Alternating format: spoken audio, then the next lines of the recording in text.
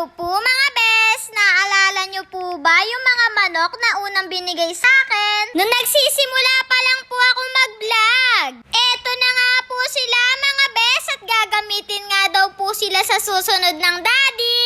Eto nga pong trio na ipapakita ko sa inyo ay galing po kay Delta Gear Game Farm na matatagpuan nga po sa Talaksan, San Rafael, Bulacan. Eto nga pong game farm na ito ay purong eskulin. Ang linyada. Kaya po nung napasyal ako mga bes, nabigyan naman po ako ni Tito Gian na siya pong owner ng Delta Gear. Napakagaganda nga po ng manok doon mga bes. At kung interesado nga po kayo, pwede po kayong magmensahe sa kanila.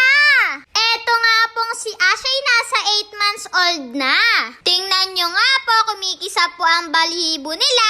Dahil po alagang battle kak yan mga bes. Simula po kasi maliit yan yun na po ang gamit namin. Ang susunod naman po mga bes ay binigay po sa akin ng aking Tito Rio Boy na linyada ni Tito Randy Hebron ng True Blood Game Farm. Alam nyo po ba mga bes, sikat na sikat po ang kanilang mga Boston doon. Doon po kasi nakilala si Tito Randy sa pagbibreed ng mga Boston. Kaya maswerte naman po tayo at nabigyan po tayo ni Tito Rio Boy ng materyales.